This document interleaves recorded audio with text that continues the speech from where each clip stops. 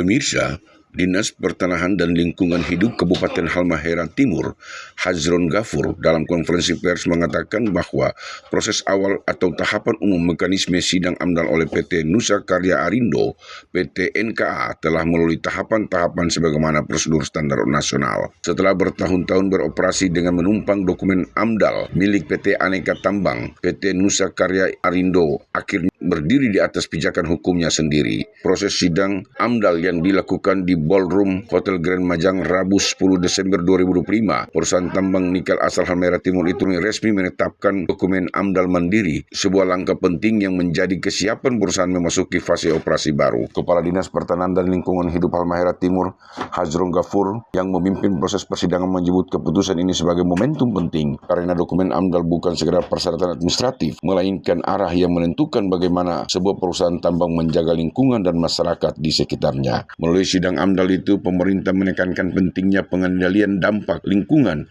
bukan hanya air dan tanah, akan tetapi ruang hidup masyarakat sehari-hari yang bersinggungan dengan operasi tambang. Poin pentingnya adalah bahwa aktivitas pertambangan, kegiatan usaha pertambangan PT NKA di Halmahera Timur, di wilayah IU Pertambangan Halmahera Timur, harus memastikan tata kelola lingkungan hidupnya itu memang memastikan benar-benar sebagaimana yang diinginkan oleh masyarakat. Tidak ada dampak-dampak sebagaimana yang hari ini diikhtiarkan, seperti yang terjadi di Sumatera, di Aceh, di Medan, di Sumatera Barat, Padang sana. Itu yang menjadi harapan besar dan menjadi keinginan.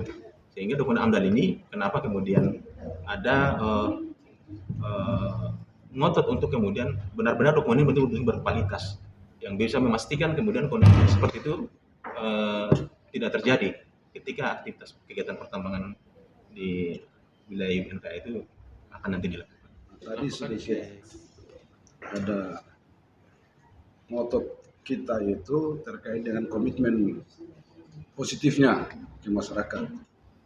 Nah, kemudian ada beberapa kegiatan yang memang terikut di AMDAL di Antam, di saat Antam. Ini NK ini kan baru 2-3 tahun lalu dikasih ruang oleh Antam. Jadi mereka bekerja di Antam dan ini anak perusahaannya Antam.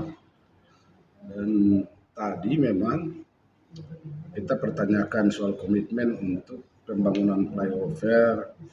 Menurut hemat kami, flyover tidak menjawab keseluruhan apa yang menjadi bukan hanya berlabel desa berkembang, desa ini, tapi dia menjadi desa mandiri. Tidak harus berharap ada duit dari daerah dan ada duit dari negara. Tetapi lewat potensi desanya, dia sudah bisa berkembang sendiri, sudah bisa aspal dia pejalan, sudah bisa ke sekolah dia anak-anak begitu. Nah, itu yang kita konsen tadi di situ. Kadis PDLH juga berharap dokumen ini benar-benar menjadi instrumen yang menuntun PT NKA agar aktivitasnya tidak menimbulkan kerusakan lingkungan, sehingga pertambangan dan kelestarian lingkungan bisa berjalan beriringan. Indograha Media, Rizno Mukaram mengabarkan dari Ternate, Maluku Utara.